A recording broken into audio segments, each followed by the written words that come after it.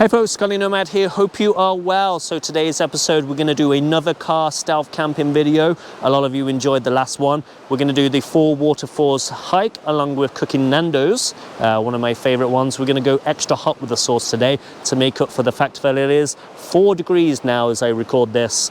On top of that, we're going to be answering your questions as always, so keep those questions coming in the comment section and I'll get around to answering them. Let's start off with where is the Four Waterfalls Trail. It is in the south part of the Brecon Beacons and you do have to drive there. I really enjoy watching other people's YouTube channels on car camping and van life. This is what a lot of the roads are like in the UK, with hedgerows and fences either side of the road, so it's hard to pull over. I didn't realise it was a thing until I went to other countries where they just have open fields with no barriers between properties. If you're planning on a trip, 2024 is when I recorded this, it was £6 for parking. There's toilets and a little coffee shop here. But yeah, let's lace up. If they're any good, I'll leave the link in the description. If they're not, then there won't be any link.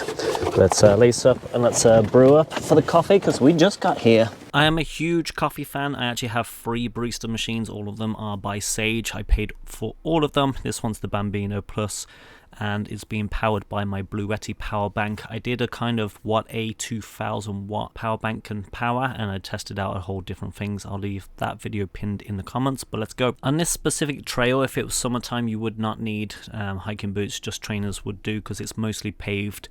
It is winter, so it's a little bit slippy, so I did go for the hiking boots and I do a lot of walking in general. The smell of the country air is really nice.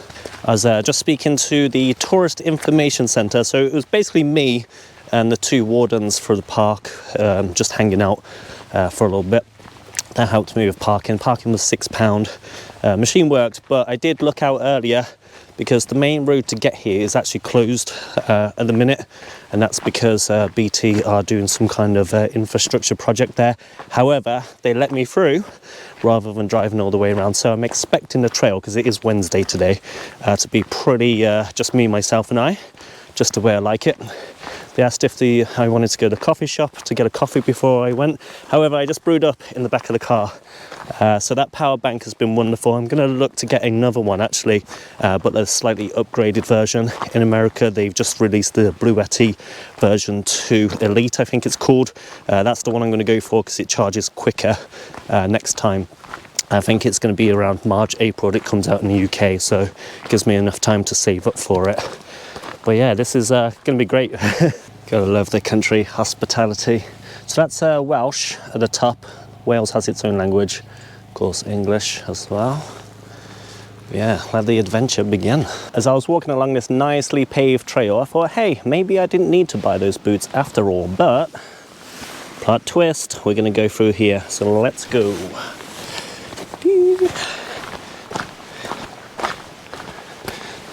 So we have these gates to stop farm animals going around. You can see a sheep just here. But yeah, all right, I definitely wouldn't be able to do this in the trainers. Which way to tackle it? I go here, straight through. It's the start of the journey, you see, so I don't want to find out that that's... Oh, here we go. Oh, there we go. Not too bad actually. I didn't want to test out if they were waterproof. I literally just grabbed them from the box. I think they do say waterproof, breathable, blah de blah. But it's a bit early on the trail to get your feet wet, and I didn't bring any spare socks with me. There's some in the car for later when I'm camping. But yeah, let's continue. And just like my stealth camping setup, I'm racing against time because it is almost one of the shortest day of the year. And I brought 3 torches with me. Hopefully they're all charged up. Got a little bit of congestion here.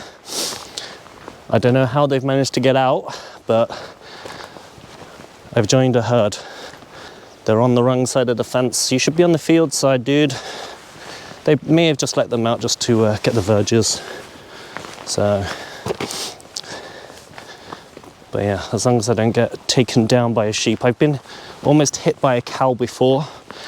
A little story about being in Varanasi in India. So you got the Varanasi river on the right side, and then you got this kind of riverbank, a path, and then you got some buildings. Now, when I tend to go abroad, I go abroad for a longer period of time, And anyway, walking around with my headphones in, next thing you know, someone's grabbing my bag. I turn around and this old lady is just yanking me to the side. And there's a cow stampeding, and I didn't hear the cow because of my headphones in. Basically, the cow was stampeding because it was panicking because you had dogs, and the dogs are territorial on the riverbed. But yeah, here we go. I'm confused now. So here's the situation we have right now. We've had a storm here. So is it down this path or here? I'm gonna have to go here, I think. It's what we like to see. So there are footprints here. 2 different sets at least. That'll do me this way. Looks like we made the right choice. This is the one we're going to be doing. So it's 3 to 4 hour walk at 5 miles. But it's getting a bit warm now, although it's only 5 degrees. And I think what I'll do is there's 4 waterfalls. So I'll answer 4 of your questions as we go between each waterfall. So let's do that. If you are a subscriber, I just want to say thanks for watching and thanks for being a fan. I just hit 200,000 views, which is amazing. First up, we're going to go to this one. So here's the first waterfall that we're going to go and see. Stick to the path, which is what we're going to do. It's all the way down here.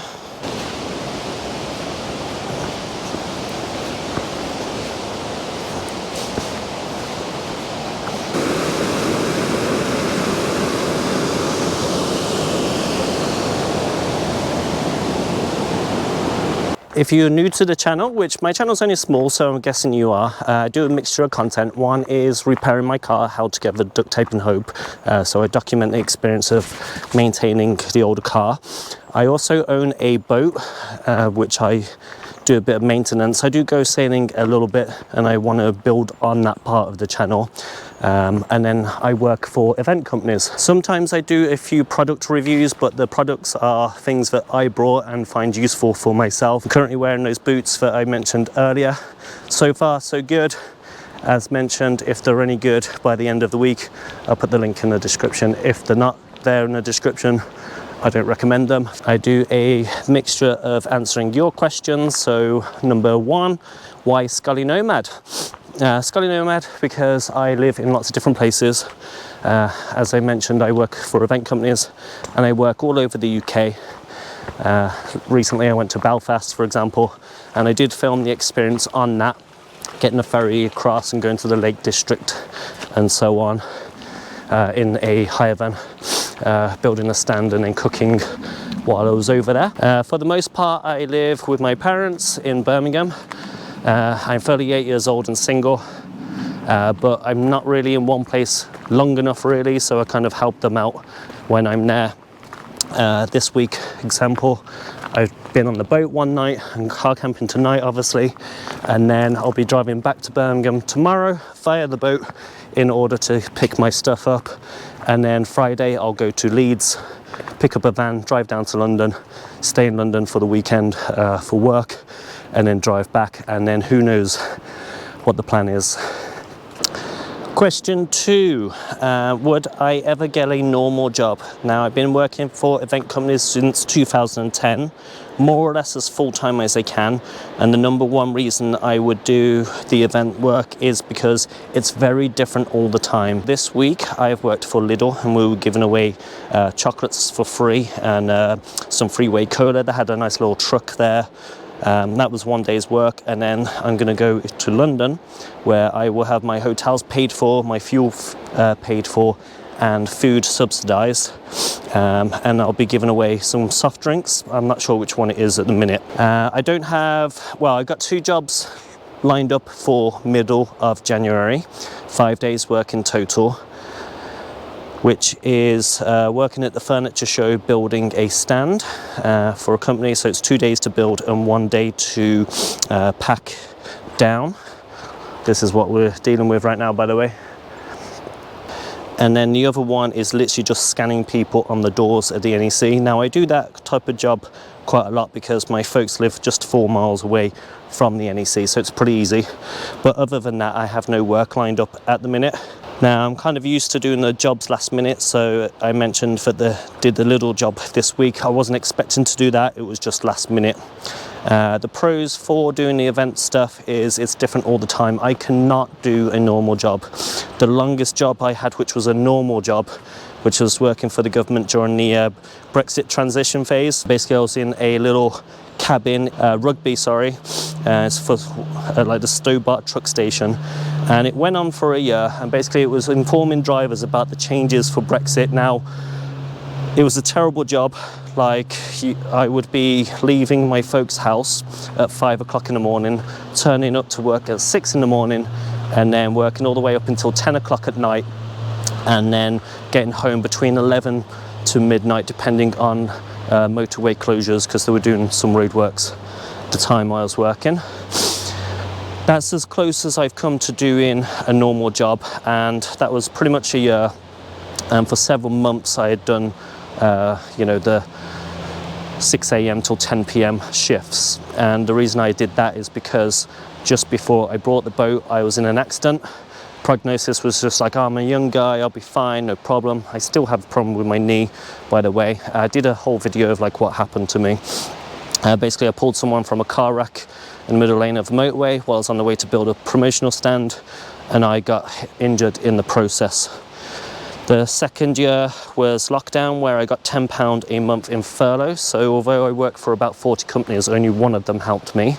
The third year of owning the boat, I had a knee operation where I had 3 months, again, zero help. So effectively for about 3 years, I either had little to no income, which is obviously fun. I wasn't entitled to get job seekers allowance as I was sick, and I wasn't sick enough apparently to get disability allowance. Now job seekers allowance is £12.50 a day, by the way, which as a result of that I had a lot of obviously no income, really down, savings wiped out, flirted with my overdraft and credit cards obviously to get by. And then here we go, look at this, it's really nice. And so basically it's been like kind of a big financial battle for a few years, which is why I haven't cast off and set sail. I've sailed around 2,500 miles in total, mostly on other people's boats. I do want to do my day skipper, so I'm kind of thinking about the idea of going down to Gibraltar, driving and car camping all the way down there, doing a day skipper and then driving back. But my car has just hit 155,222, a lot of miles. 155,222, yeah, 155,000. I do maintain it myself. I got a repair kit in the car and I can do most jobs myself, which is quite helpful. But I do want to buy a van, as I mentioned. Very much taking donations, by the way. Cool, let's go check out this waterfall then. This one was a little bit trickier to get to, but the waterfall, although beautiful itself, just slightly up the river from there was a lot nicer. This is upstream from it, so you got the hard rocks with the little pools on there, and then you can see the river. I do recommend you taking the time to actually go on this trail, it's very good. Somebody asked me the question of why don't I just finance the van and just help like boost that kind of progress a little bit quicker. Now the reason I'm being able to do this lovely walk on a Wednesday is because I have no debt. My only direct debit is my phone bill, which is £20 a month, and my marina fees, which is just over £200 a month. Other than that, I have no outgoings. And what I do with my money at the moment is I'm trying to gain a bit more energy independence, which is why I brought one of those BLUETTI ones. On the weekend, it's going to be plugged into some solar at my folks' house, and they'll use it to help them save on energy. And I want to build up on that system and maybe do like a little DIY system for them. But yeah, I don't have a job effectively, which means I don't have that consistent income. Now I'm only working 2 days this week, which is enough. I do want more. January to April, a lot of the time there's not that much work. Luckily I've managed to get the 5 days. I'll probably do the camping and caravan show, which is in February, but that's not confirmed. But yeah, I don't finance it. You also pay a little bit extra through the finance companies, and of course if you're in an accident or anything, then you have to pay like a premium. So I just don't want the worry of having to spend, you know, £300, £400, £500 a month really, because as I said, that's going to be for me a week's worth of work pretty much. But yeah, here's one of the waterfalls.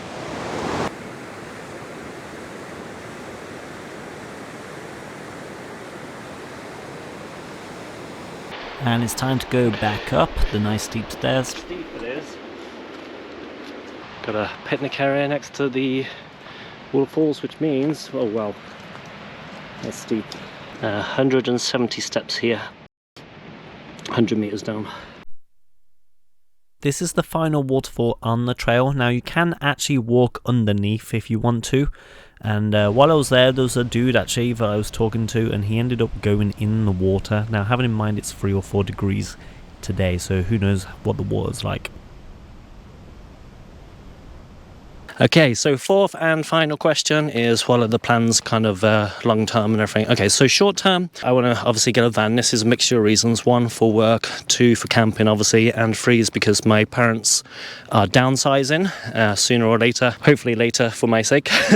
Medium term, go seasonal cruising. Now, because I'm a UK resident and citizen, it means I'm allowed to go to Europe for 90 days, and then I need to come back for 90 days and then go back. So my goal is to set sail, head off, leave the boat somewhere in the marina, and then fly home, spend the 90 days that I've got to do out of Europe, back in back in work, saving some money up, and then go back. And so therefore I've got the van here.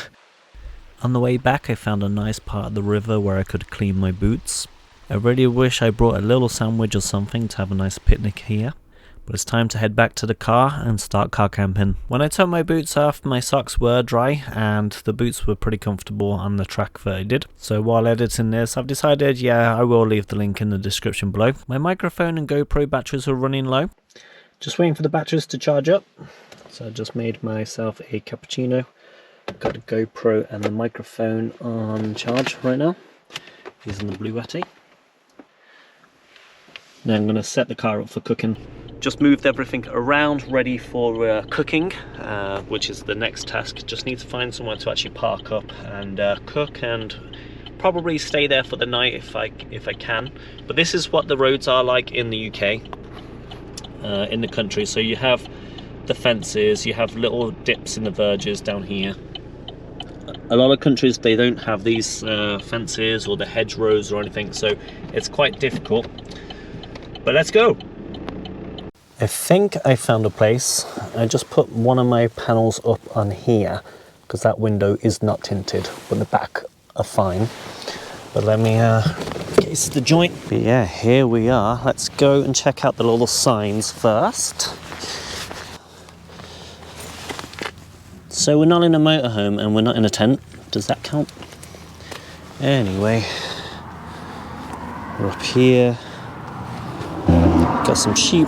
All right, let's start cooking. Okay, it's only until you get to here that you can kind of see it open.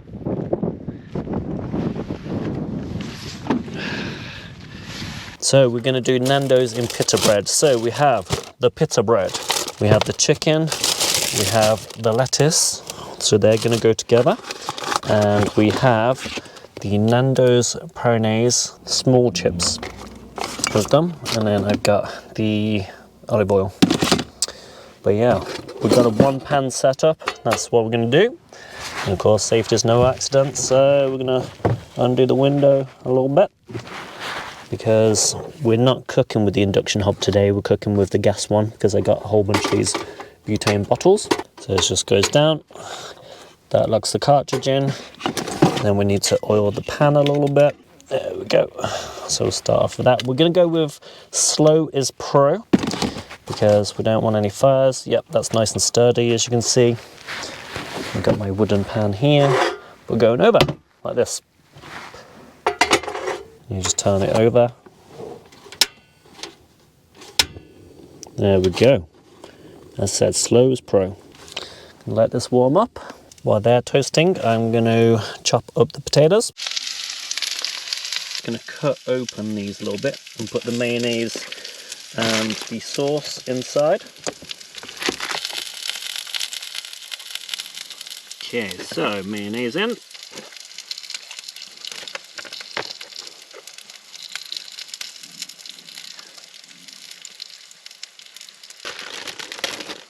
And lettuce in there.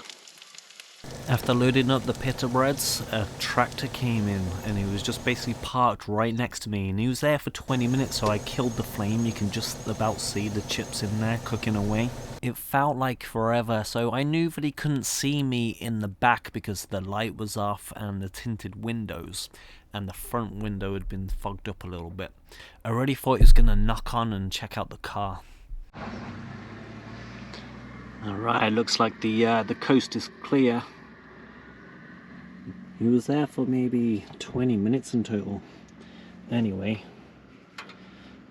let's put this back on. But each time someone's come, I've been like turning the light on and off. Like so. There we go.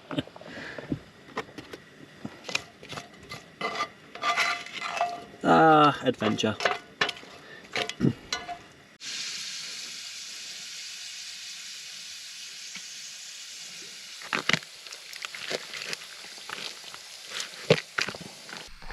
Can't tell you how beautiful it smells in here.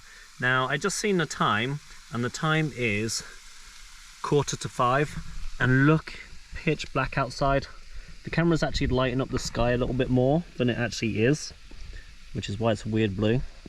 And we're done. I'm just posing for the thumbnail for this video if I choose to use this one. Making videos is really hard. That's actually super nice. Okay, now here's the bed setup. So I just packed away everything else. So I'm using the Berghaus Indulge, which goes all the way down to -18.